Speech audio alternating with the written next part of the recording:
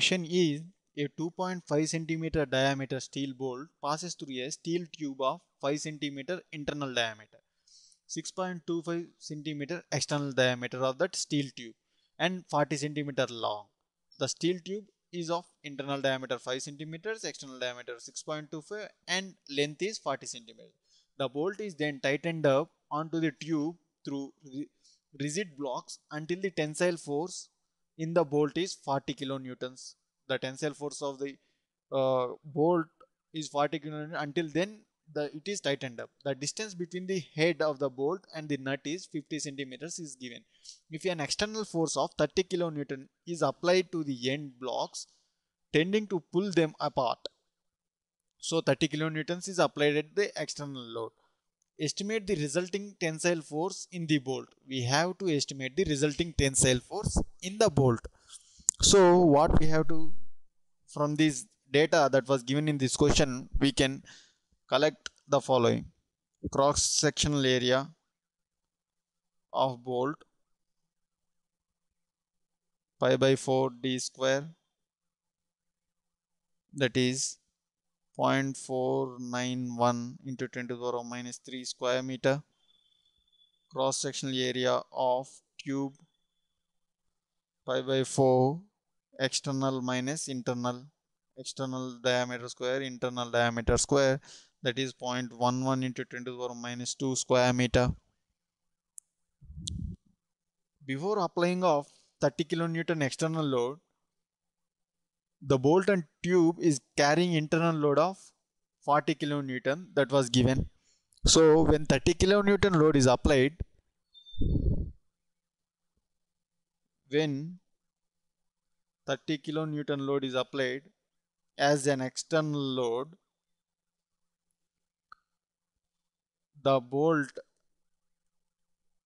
and tube is stretched by, let we take it as delta. Further change of load in bolt,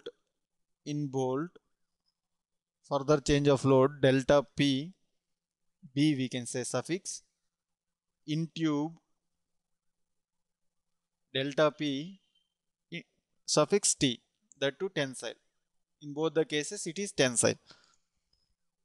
So if you see, applied pressure is 0.5 meters, 40 plus delta PB, 40 plus delta PB,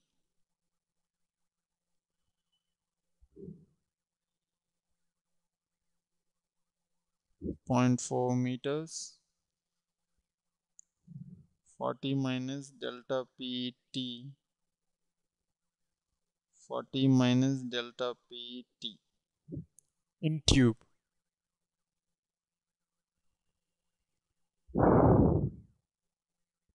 For compatibility, we can say elastic stretch of each component delta is equal to same delta PB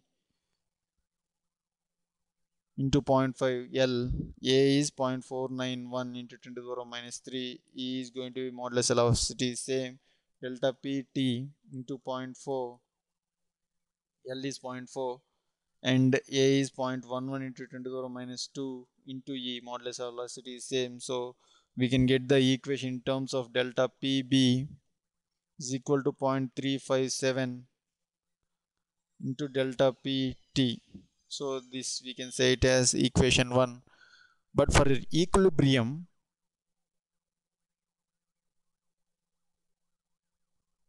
delta PB plus delta PT is equal to 30 kilonewtons. So option 2, from 1 and 2, by solving the equations, we can get delta PB is equal to 7.89 kilonewtons. But it is further change of load in the bolt, that is delta PB, that is 7.89 kilonewton, but it is not the answer because we have to estimate the resulting tensile force in the bolt. Resulting tensile force,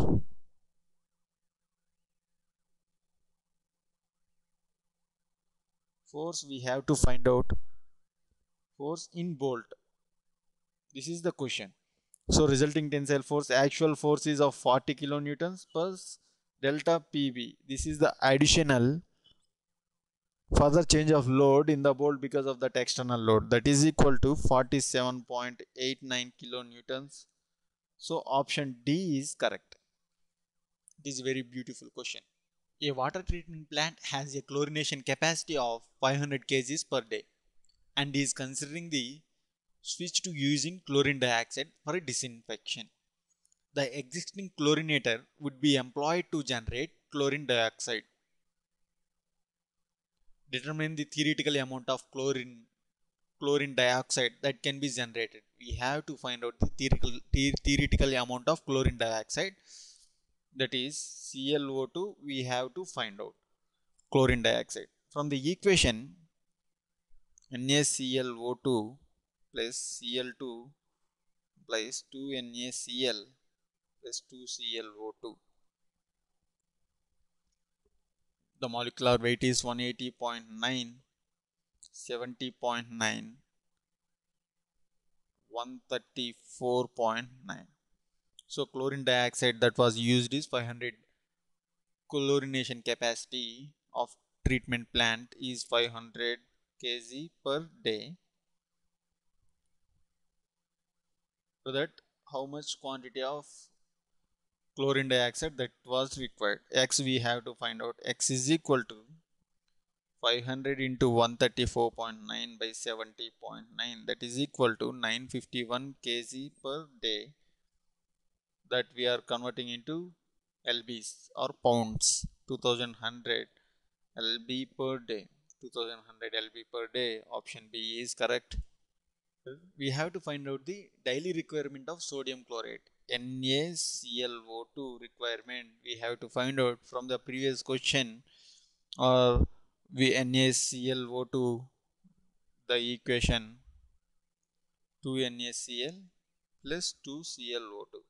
We calculated this amount required. So from the molecular weight 70.9, this is 180.9. This is 500 kg per day. We know we have to calculate the amount of sodium chloride that is required.